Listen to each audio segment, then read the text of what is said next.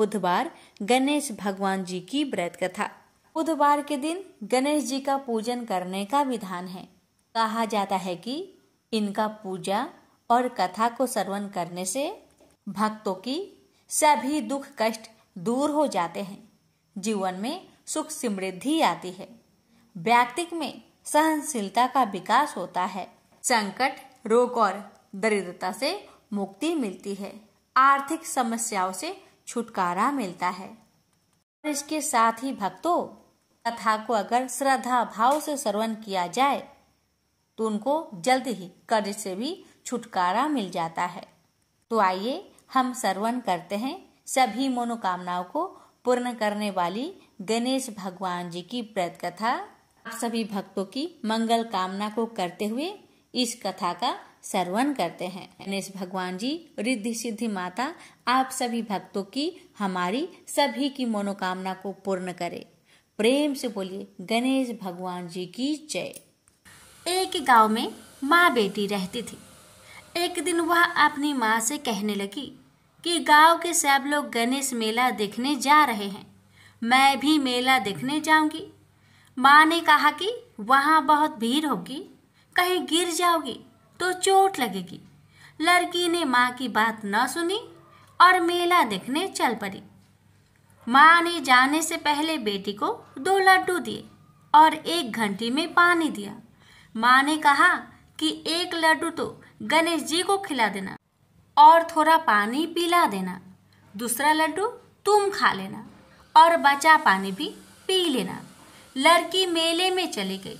मेला खत्म होने पर सभी गांव वाले वापस आ गए, लेकिन लड़की नहीं आई। लड़की मेले में गणेश जी के पास बैठ गई और कहने लगी कि 1 लड्डू और पानी गणेश जी तुम्हारे लिए और 1 लड्डू और बाकी बचा पानी मेरे लिए। इस तरह कहते कहते सारी रात बीत गई। गणेश जी ये देखकर सोचने लगे कि अगर मैंने 1 लड्डू और पानी नहीं पिया तो यह अपने घर नहीं जाएगी।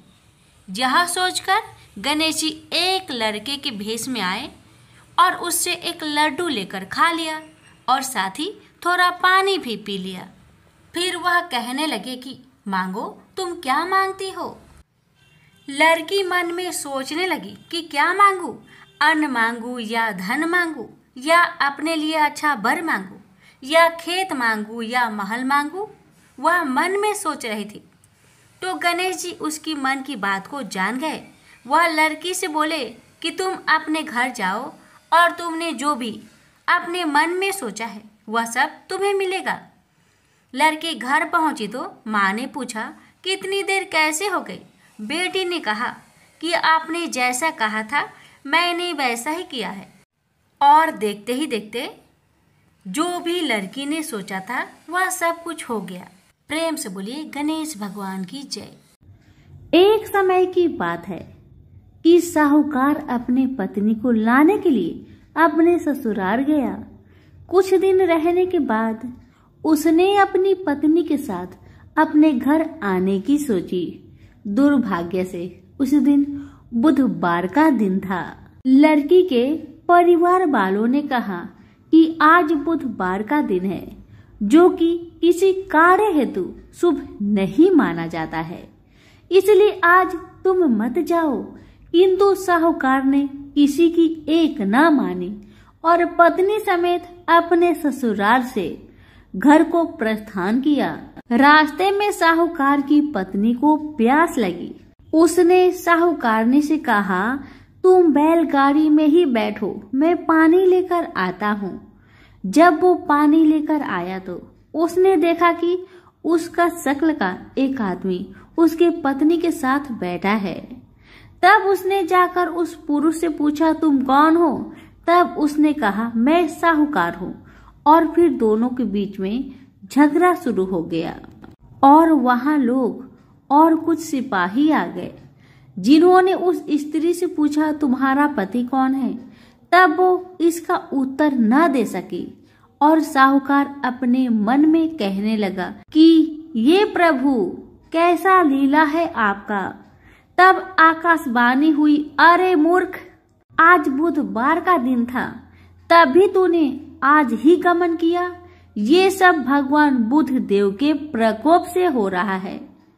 वो तुझसे रूठ गए हैं। तब साहूकार ने भगवान बुद्ध देव से क्षमा याचना की और तब वो आकाशवाणी खत्म हो गई और इंसान के रूप में आए बुद्ध देव भी अदृश्य हो गए। और फिर साहूकार अपनी पत्नी संग घर गया और भगवान बुद्ध देव की पूजा की।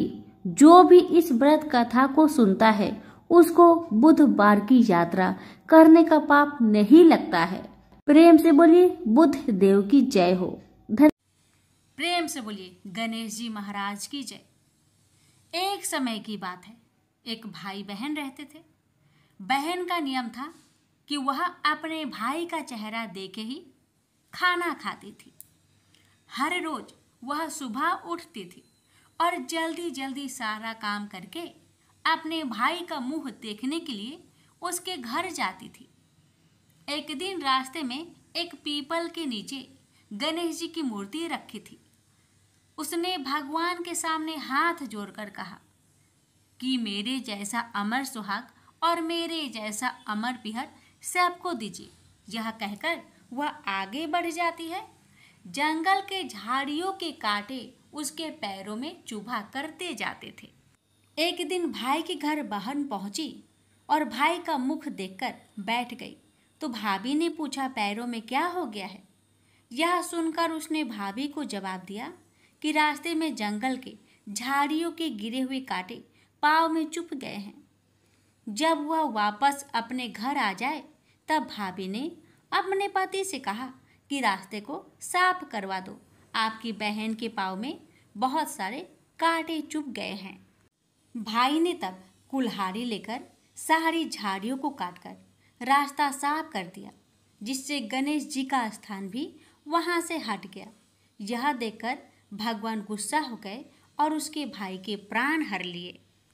लोग अंतिम संस्कार के लिए जब भाई को ले जा रहे थे तब उसकी भाभी रोते हुए लोगों से कही, थोड़ी देर रुक जाओ, उसकी बहन आने वाली है, वह अपने भाई का मुख देखे बिना नहीं रह सकती, उसका यह नियम है।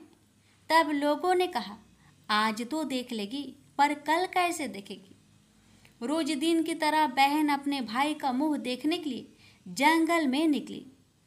तब जंगल में उसने देखा कि सारा रास्ता साफ किया हुआ है। जब वह आगे बढ़ी तो उसने देखा कि सिद्धि विनायक को भी वहां से हटा दिया गया है।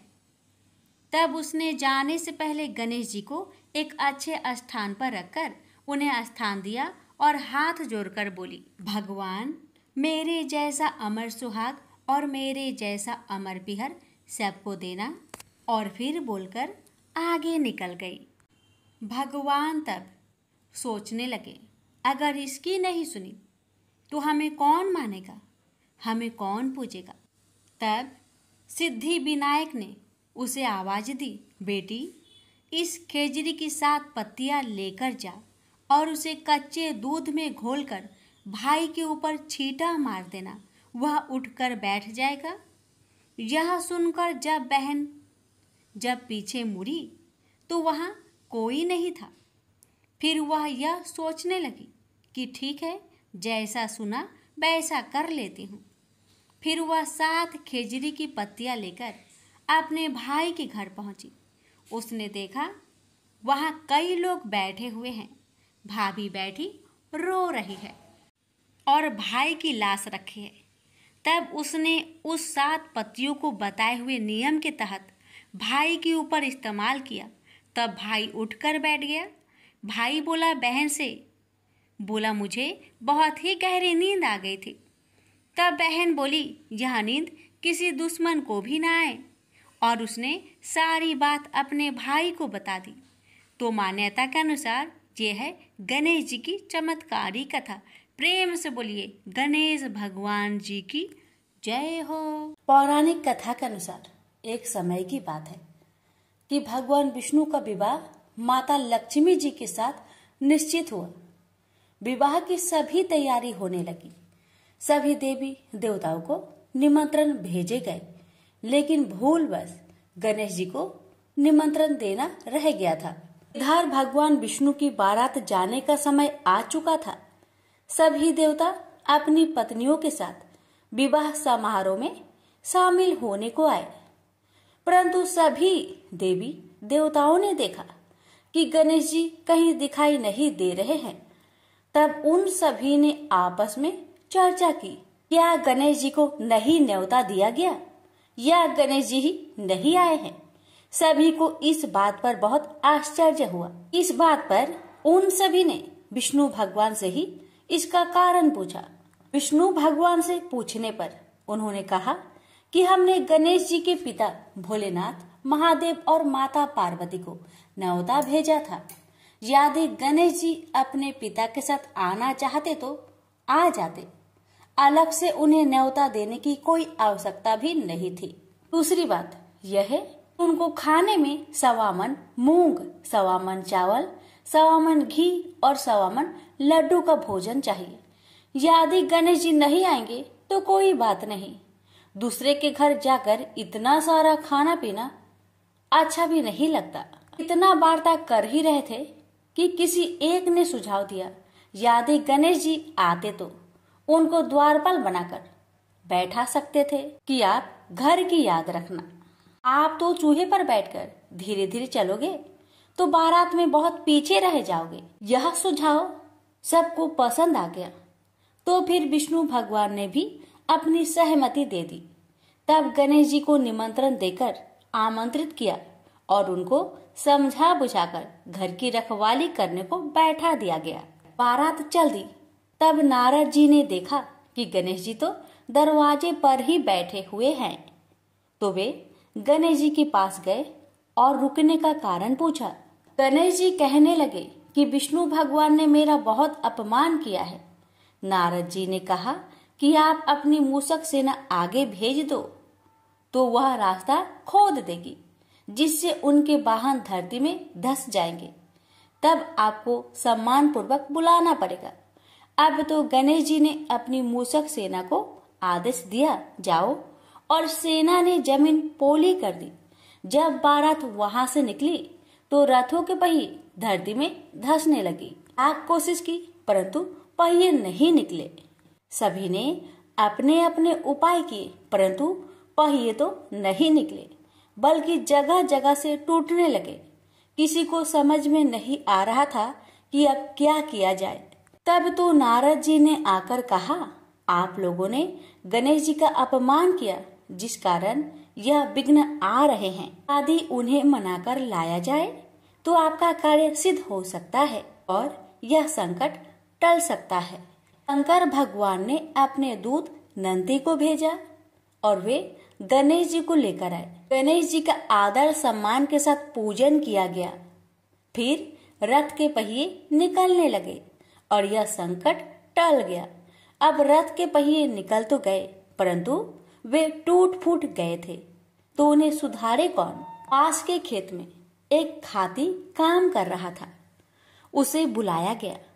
खाती अपना कार्य करने से पहले श्री गणेशाय नमः कहकर गणेश जी की वंदना मन ही मन करने लगा। देखते ही देखते खाती ने सभी पहियों को ठीक कर दिया। तब खाती कहने लगा कि हे देवताओं, आपने सर्वप्रथम गणेश जी को नहीं मनाया होगा और न ही उनकी पूजन की होगी, इसलिए तो आपके साथ यह संकट आया है। मैं तो मूर्ख अज्ञानी हूँ, फिर भी पहले गणेश जी को पूजते हैं, उनका ध्यान करते हैं। आप लोग तो देवगण हैं, फिर भी आप गणेश जी को कैसे भूल गए। अब आप लोग भगवान श्री गणेश जी की जय बोलकर जाए तो आपके सब काम बन जाएंगे और कोई संकट भी नहीं आएगा। ऐसा कहते हुए बारात वहां से चल दी और विष्णु भगवान का लक्ष्मी जी के साथ विवाह संपन्न करा के सभी सकुशल घर लौट आए। हे गणेश जी महाराज, आपने विष्णु को जैसा कारज सरियो ऐसा कारज सबको सिद्ध करिजो। बोलिए गजानन भगवान की जय। बहुत समय पहले की बात है, किसी गांव के बाहर एक बरगद का पेड़ था, जिसके पास ही गणेश जी का एक छोटा सा मंदिर था। गांव में और मंदिर नहीं थे, इसलिए सब लोग इसी मंदिर में आकर पूजा किया करते थे। गांव में एक भिखारी भी रहता था। भीख मांगना ही उसका काम था। गांव छोटा सा था। भिखारी को काफी भीख नहीं मिलती थी, इसलिए यह और कोई उपाय न देखकर मंदिर के दरवाजे पर बैठने लगा। सोचने लगा कि लोग यहाँ धर्म करने आते हैं और नहीं तो सही पेट भरने लायक भीख तो मिल जाया करेगी। भिखारी दिन भर मंदिर के दरवाजे पर बैठा रहता और जब वहाँ किसी को आते देखता तो शिव शिव रटने लगता। इस तरह बेचारा दिन भर गणेश जी और शिव जी का नाम जपता रहता था, मगर शाम तक उसे भीख मिलती थी। फिर 2-4 मुट्ठी अन्न और कुछ फल मूल और कभी कभी 4-6 पैसे मिलते थे। हालांकि इतनी थोड़ी आमदनी से किसी की गुजर कैसे हो सकती है। फिर भिखारी को अपना ही नहीं बल्कि अपनी बेटी की भी चिंता करनी पड़ती थी। उसकी बेटी का नाम था कमला और वह बड़ी चतुर और बड़ी समझदार थी, मगर चतुराई और समझदारी से तो पेट की आग नहीं बुझती, उसे तो भोजन चाहिए। इसलिए कमला कभी कभी अपने बाप को भोजन पाने के लिए तंग करने लगती थी। उस वक्त भिखारी के दिल पर बड़ी चोट लगती, उसकी आंखें भर आती थी। वह चिंता के समुद्र में डूब उतरने लगता था। गर्मी के दिन थे, दोपहर का समय था। ऊपर आसमान और नीचे धरती धक धक जल रही थी। चारों तरफ सन्नाटा छा रहा था। ऐसे ही समय में महादेव पार्वती लोगों का सुख दुख देखने इस संसार में आए। चलते चलते वे उसी गांव में पहुंचे और गणेश जी के मंदिर के सामने से निकले। भिखारी उन्हें आते देख ओम नमः शिवाय की रटना रटने लगा। भिखारी की यह हालत देख पार्वती जी को बड़ी दया आई। उन्होंने महादेव जी से कहा, भगवान इस भिखारी की तरफ भी तो देखिए, बेचारा कितना दुखी है। देखिए तो कितने प्रेम से आपका नाम जप रहा है और आप भगवान कितने कठोर है। आपको क्या इस भिखारी पर दया नहीं आई? मैंने सुना था कि लोग बड़े पापी हो गए हैं, वो देवताओं का पूजा नहीं करते, मगर नहीं, आज मुझे मालूम हुआ कि इसमें उनका कोई अपराध नहीं, सब तो देवताओं का अपराध ही है। आप इसी भिखारी को ले लीजिए। बेचारा को आपका नाम लेते लेते बरसों बीत गए। इतने पर भी अभागा पेट भर भोजन तक नहीं पाता। जब देवता ही ऐसे कठोर हो जाएंगे तब कोई काहे उनकी पूजा करेगा। अब महादेव जी को पार्वती जी की बात लग गई। भगवान बोले, देवी आप असल बात क्या है नहीं जानती और आप जान भी नहीं सकती, क्योंकि आपका हृदय ही इतना कोमल है कि मैं कहता हूँ देवी आप जिद ना करें, जो हो रहा है उसे होने दीजिए। देवी ने एक ना सुना तो भगवान ने कहा, ठीक है तो मैं आज इस भिखारी के लिए कुछ बंदोबस्त करा देता हूँ, जिससे इस भिखारी का दुख दूर हो जाएगा। इतना कहकर महादेव जी पार्वती जी के साथ मंदिर में पहुँचे। माता पिता को आते देख गणेश जी उठकर खड़े हो गए। उन्होंने बड़े प्रेम से माता पिता को प्रणाम किया। महादेव जी ने गणेश जी को आशीर्वाद दिया और कहा, देखो बेटा, यह भिखारी बरसों से तुम्हारे द्वार पर बैठा है, मेरा नाम जपा करता है, मगर तुमने अब तक इस पर दया क्यों नहीं किया? अब ऐसा कुछ उपाय करो जिससे इस बेचारे का दुख दूर हो जाए। गणेश जी ने हाथ जोड़कर उत्तर दिया, अच्छी बात है पिताजी, 7 दिन के भीतर उसका दुख दूर हो जाएगा। उसे कहीं न कहीं से 2 लाख रुपए मिल जाएंगे। गणेश जी का उत्तर सुनकर महादेव पार्वती आगे को चल गए। इसी समय एक बनिया मंदिर में पूजा करने आया था। वह आड़ में छिपा छिपा महादेव जी और गणेश जी की बातें सुन रहा था। उसने सोचा, ये तो बहुत अच्छा मौका है, यदि थोड़ी चतुराई से काम लूं तो सहज ही 2 लाख का मालिक मैं हो सकता हूँ। बस वह बड़ी खुशी से भिखारी के सामने पहुंचा और उसे प्रणाम कर एक तरफ बैठ गया। भिखारी को आज तक किसी ने प्रणाम नहीं किया था, न कोई उसके पास आकर बैठा ही था। बनिए की इस काम से भिखारी ने समझा कि यह बेशक कोई भला मानुष है। वह मन ही मन प्रसन्न हुआ और बनिए से बोला, बाबा आप बहुत दयालु जान पड़ते हैं। कहिए मेरे पास आने की कृपा क्यों कर हुई? आप नहीं जानते मैं गरीब भिखारी हूँ। बनी को तो अपना मतलब गांठना था। मीठेपन से बोला, आप भिखारी है? कौन कहता है कि आप भिखारी है? मुझे अच्छी तरह मालूम है कि आप एक पहुंचे हुए महात्मा हैं और आपके दर्शन से लोगों के पाप दूर हो जाते हैं। मैं भी आपके दर्शन करने चला आया हूँ। मुझे आपसे कुछ पूछना है, यदि आज्ञा दो तो पूछो। भिखारी खुशी से बोला, पूछिए। बनिया बोला, भला दिन भर आपको कितनी भीख मिल जाती है? भिखारी बोला, भाई मिलने की क्यों पूछते हो? यहाँ तो पेट की भी लाले पड़े रहते हैं। रोजाना 2-4 मुट्ठी अन्न मिल जाता है, कभी 2-4 पैसे भी मिल जाते हैं। किसी तरह दिन काट लेता हूँ। बनिया कहने लगा, राम राम, आप जैसे महात्मा और यह कष्ट। इस गांव के आदमी भी क्या आदमी हैं? आपकी थोड़ी सी सहायता नहीं कर सकते? आप कैसे यह कष्ट सह लेते हैं? मुझे तो आप पर बड़ी दया आती है। मेरे जी में आता है कि मैं आपकी कुछ सेवा करूं, पर कहने में डर मालूम होता है। भिखारी बोला, आप मेरी सहायता कर सकते हैं? अब बनिया हंसते हुए बोला, मेरी इतनी हैसियत कहाँ है जो आपकी कुछ सेवा कर सकूं? मगर एक बात है, आज से 7 दिन तक आपको जो कुछ भी मिले वह मुझे दे दीजिए। बदले में आपको मैं 100 रुपया दे दूंगा। 100 रुपये के नाम सुनते ही भिखारी मारे खुशी के उछल पड़ा। उसने सोचा, अगर 100 रुपये मिल जाए तो क्या कहना, यहाँ तो 7 दिन में 7 आने के सामान भी न मिले, तब तो 100 रुपये छोड़ देना सरासर बेवकूफी होगी, पूरा गधापन है। मगर इसी समय उसे लड़की की ख्याल आ गई। उसने सोचा, अगर मैं 100 रुपया लेकर घर पहुंचा और मेरी बिटिया रानी गुस्सा करने लगी तो पहले मैं उसकी सलाह ले लेता हूँ। बस यही विचार में आते ही उसने बनिए को जवाब दिया, आपने मुझ पर बड़ी कृपा की, मगर मैं अभी कुछ नहीं कह सकता। सोच विचार करके कल कहूँगा। जब बनिया चला गया तब भिखारी ने अपनी बिटिया को बुलाया और उससे सब हाल कह सुनाया। चतुर बिटिया कमला ने फौरन समझ गई कि इसमें जरूर कोई बनिए की शैतानी है। उसने पिता से कहा, बनिया बिना फायदे के क्यों 100 रुपये देने चला? खैर कोई बात नहीं पिताजी, मैं कल उस बनिए से बातें तय कर लूंगी, मगर आप बीच में कुछ ना बोलना।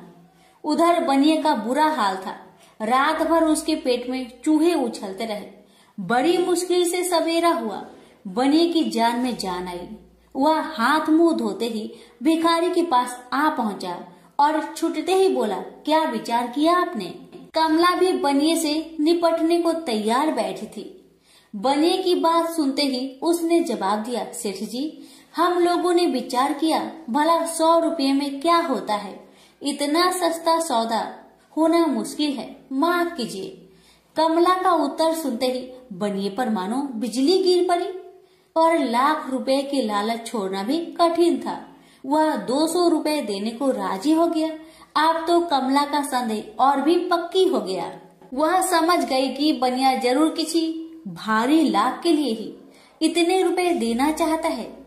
उसने जवाब दिया, सेठ जी, इतना सस्ता सौदा और कहीं होता होगा? 100 दो, 100 या 1000 दो। 1000 में तो होता ही क्या है? जो चीज आप कौड़ियों में मोल खरीदना चाहते हैं वह लाख रुपए में भी सस्ती है। यह सुनकर बनिया बहुत घबराया, परंतु उसने अपनी कोशिश जारी रखी। मारे लोभ के वह अंधा हो रहा था। उसको लोभ का भूत सवार हो गया था। उसने 100 दो, 100 से बढ़कर अंत में 50,000 लगा दिए। अब कमला ने सोचा, इतने रुपए थोड़े नहीं होते। अब बिटिया कमला ने सोचा, इतने बड़े रकम को छोड़ना ठीक नहीं है। उसने बनिए से कहा, खैर आप नहीं मानते तो मैं ही आपकी बात मान लेती हूँ, मगर शर्त यह है कि रुपए अभी मिलने चाहिए। ये शर्तें मंजूर करने में बनिए को क्या उजर थी। वह खुशी खुशी घर लौटा। उसने सोचा 50,000 रुपए देकर 1 लाख लेना कुछ बुरा नहीं है। 2 लाख न सही 1.5 लाख मालिक तो बन ही जाऊंगा। आहा, मेरी तकदीर भी कितनी चोखी है। 7 ही दिन में 50,000 का लाभ हो गया। उसने घर आते ही भिखारी के पास 50,000 रुपए भेज दिए। अब बनिया हर रोज भिखारी के पास आता और उसकी दिन भर की भीख घर ले आता। इस तरह 6 दिन बीत गए। अब तो बनिए को बड़ी फिक्र हुई। 7वें दिन वह फिर गणेश जी के मंदिर में पहुंचा। उसने देखा कि आज फिर महादेव पार्वती मंदिर में पधारे हैं। बस वह दीवार से कान सटा उनकी बातें सुनने लगा, मगर यह क्या, उसका कान दीवार में चिपक गया। उसने कान छुड़ाने की बहुत कोशिश की, पर कान टस-मस न हुआ। तब वह दाहिने हाथ की सहायता से कान छुड़ाने लगा। इतने में हाथ भी दीवार में चिपक गया। इधर महादेव जी ने गणेश जी से पूछा, बेटा इस भिखारी के लिए कुछ इंतजाम हुआ है? गणेश जी बोले, जी हाँ, उसे 50,000 रुपए तो दिलवा दिए हैं, बाकी के लिए बनिए को दीवार से चिपका कर रखा है। यह बनिया बड़ा लोभी कंजूस है। इसने गरीबों से एक एक के 4,000 वसूल कर अपना घर बनाया है। रुपए वसूल करने में इसने गरीबी पर दया नहीं की।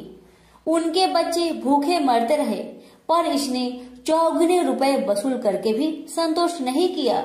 इस तरह इसने 1 लाख रुपए से अपनी तिजोरी भर ली है। गरीबों के माल से यह सुख नहीं उठा सकता। अब जब तक यह भिखारी को बाकी 50,000 रुपए न देगा, तब तक दीवार से चिपका रहेगा। गणेश जी की बातें सुनकर बनिए ने अपना माथा को पीट लिया। इसकी आंखें में आंसू बरसने लगे। जब उसने घर से 50,000 रुपए मंगवाया और भिखारी को दे दिए, तब कहीं दीवार से उसका पीछा छूटा। से बोलिए गणेश भगवान की जय, उमापति शंकर भगवान की जय। बात उस समय की है जब परशुराम ने अपनी प्रतिज्ञा के अनुसार पृथ्वी को क्षत्रियों से रहित कर दिया था। तब वे अपने गुरु भूतनाथ के चरणों में प्रणाम करने और गुरु पत्नी अम्बा तथा उनके नारायण तुल्य दोनों गुरु पुत्र कार्तिकेय और गणनायक को देखने की लालसा से कैलाश पहुँचे। वहाँ उन्होंने अत्यंत अद्भुत कैलाशपुरी का दर्शन किया। अपने गुरु की उस दिव्य पुरी के दर्शन कर उनका नंदन आनंद विभोर हो गए। फिर उन्होंने शिव का 15 योजन ऊंचा और 4 योजन विस्तृत अत्यंत सुंदर आश्रम देखा। परशुराम वहाँ सबसे मिले और उन्होंने सबसे बात की। इसके बाद वे नंदीकेश्वर से आज्ञा प्राप्त कर प्रसन्नता पूर्वक आश्रम के भीतर प्रविष्ट हुए। कुछ ही आगे जाने पर महातपस्वी परशुराम ने बहुमूल्य रत्नों से निर्मित सैकड़ों मंदिर देखे। उन्होंने वहां का भीतरी द्वार देखा, जो नाना प्रकार की चित्रकारी से चित्रित तथा हीरे मोतियों की गुथी हुई मालाओं से अत्यंत शोभ्यमान था। परशुराम ने द्वार के बाएं भाग में अपने गुरु पुत्र कार्तिकेय को देखा और दाहिने ओर पार्वती नंदन गणेश तथा शिव पार्वती का अवलोकन किया। वे वहां रत्नाभरण भूषित बहुमूल्य रत्नों से बने सिंहासनों पर आसीन थे। परशुराम सबसे मिलते और प्रेम पूर्वक बात करते हुए प्रसन्नचित चित्त से आगे बढ़े ही थे कि गणेश ने उन्हें देखकर कहा, शूलपाणी इस समय शयन कर रहे हैं। मैं उन परम प्रभु की आज्ञा प्राप्त कर तत्काल तुम्हें साथ ले चलूंगा। बस इतनी देर रुक जाओ। परशुराम ने गणेश के सम्मुख खड़े खड़े उत्तर दिया, बंधुवर, मैं अपने गुरु शिव व माता पार्वती के दर्शन करना चाहता हूँ। मैं उनके चरणों में प्रणाम कर अभी लौट जाऊंगा। गणेश ने उन्हें अनेक प्रकार से समझाते हुए कहा, इस समय भूतेश्वर शिव एवं माता पार्वती अंतःपुर में है, अतएव अभी आपको वहां नहीं जाना चाहिए। परम गुरुदेव शिव एवं माता पार्वती के चरण कमलों के दर्शन करने का मेरा सहज अधिकार है। परशुराम अपने आग्रह पर दृढ़ थे, किंतु गणेश उन्हें अत्यंत विनय पूर्वक समझाते रहे। मैं तो परम पिता शिव एवं माता पार्वती के दर्शनार्थ जाऊंगा ही। यह कहकर परशुराम आगे बढ़ना ही चाहते थे कि गणेश ने उन्हें रोक दिया। 21 बार पृथ्वी को क्षत्रियों से रहित करने वाले भृगु नंदन कुपित हो गए और उनका गणेश से विवाद ही नहीं हुआ, हाथापाई भी होने लगी। कुमार कार्तिकेय ने उन्हें समझाने का प्रयास किया, किंतु क्रोध परशुराम ने उन्हें धक्का दे दिया, जिससे वह गिर गए। शिव पुत्र गणेश ने उठकर परशुराम की उद्दंडता के लिए उनकी भर्त्सना की, तो क्रोध परशुराम ने अपना तीक्ष्ण परशु उठा लिया। तब गणेश ने अपनी सूंड बढ़ाकर उन्हें उसमें लपेट लिया और घुमाने लगे। गणेश की सूंड में लिपटे परशुराम सर्वथा असहाय और निरुपाय थे। गणेश के योग बल से परशुराम स्तंभित रह गए। गणेश ने परशुराम को सप्तद्वीप, सप्त पर्वत, सप्त सागर, भूलोक, स्वर्गलोक, जनलोक, ध्रुवलोक, गौरीलोक और शंभुलोक में घुमाते हुए समुद्र में फेंक दिया। परशुराम समुद्र में तैरने लगे तो निरामयी गणनाथ ने उन्हें पुनः अपनी सूंड में उठा लिया और घुमाते हुए बैकुंठ धाम दिखाकर गोलोक धाम का दर्शन करा दिया। वहां परशुराम ने मंद मंद मुस्कुराते हुए बंसी विभूषित नव निरत श्री कृष्ण के साथ रासवेणी राधा का दर्शन किया, तो वे बार बार उनके मंगलमयी चरण कमलों में प्रणाम करने लगे। कुछ देर बाद परशुराम सचेत होकर पृथ्वी पर गिर पड़े। समय उनका प्रतिवादी मुख स्तंभ गणेश जी द्वारा किया हुआ स्तंभन भी दूर हो गया।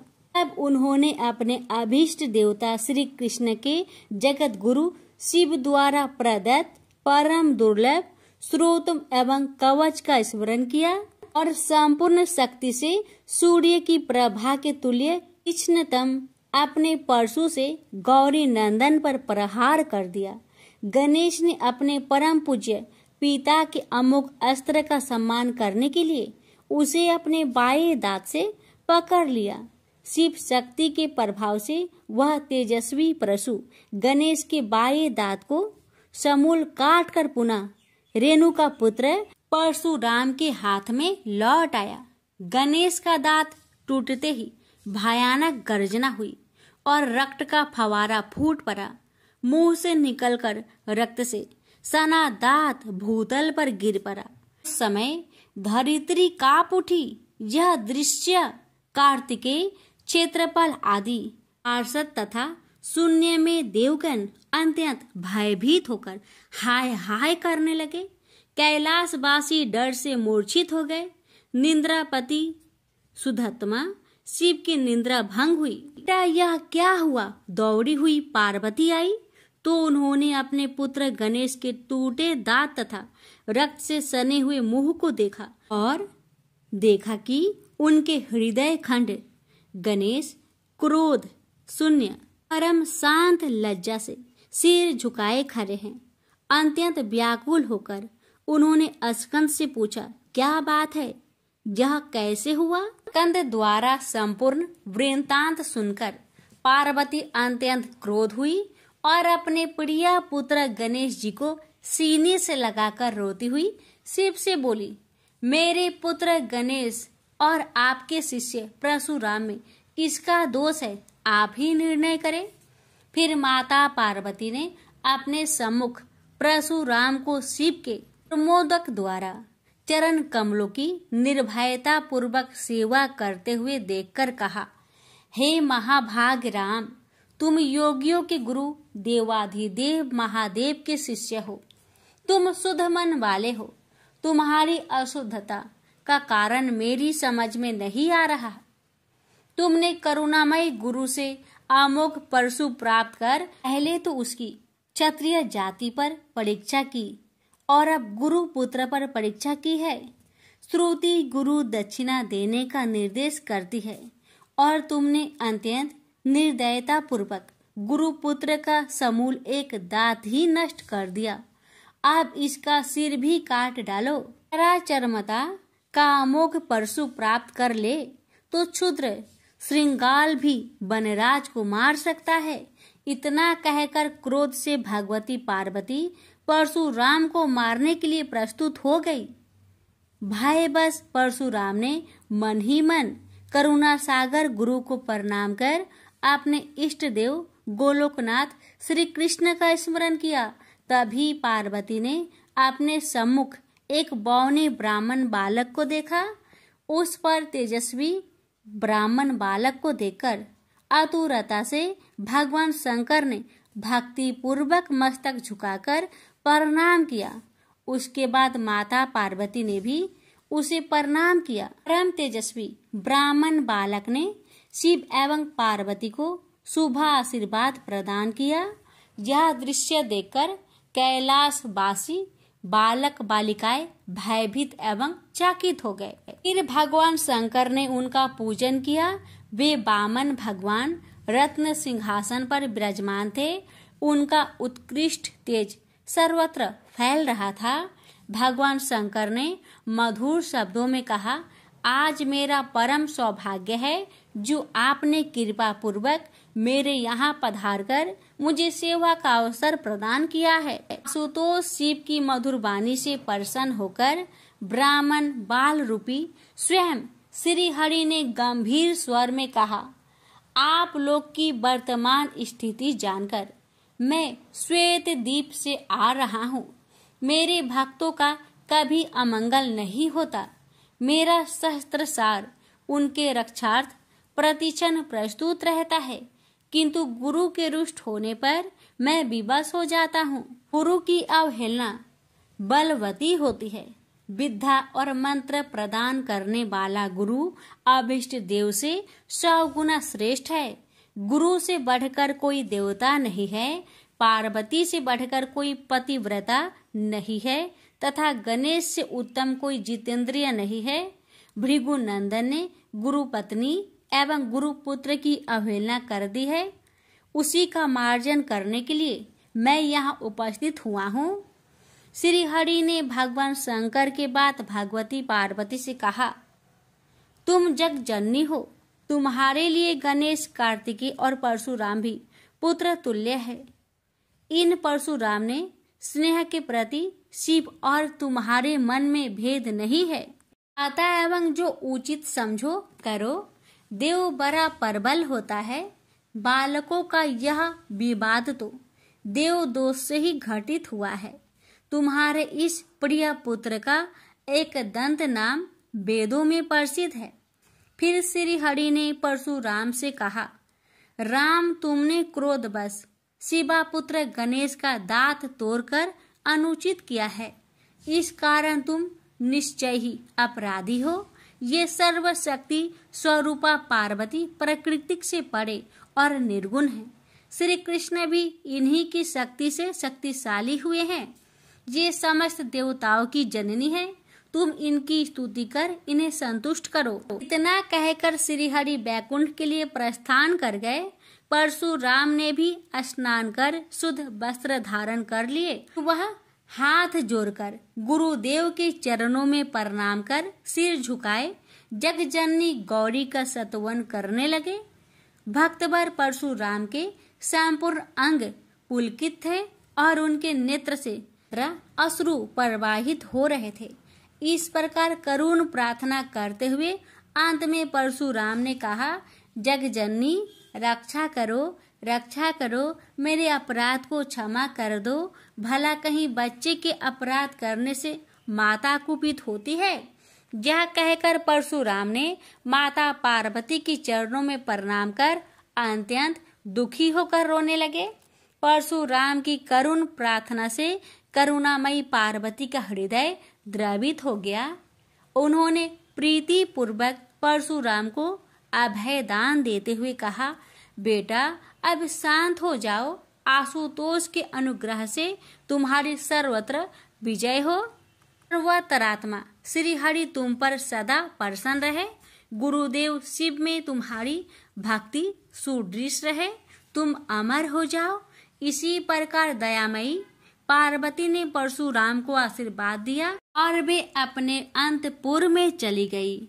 उस समय वहां श्री भगवान के मंगल नाम का उच्च घोष होने लगा।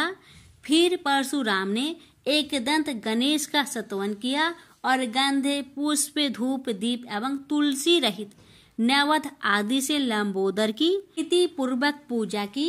परशुराम ने भक्ति भाव से भाई गणेश को संतुष्ट कर माता पार्वती एवं कृपा सिंधु त्रिलोचन के चरणों में प्रणाम किया।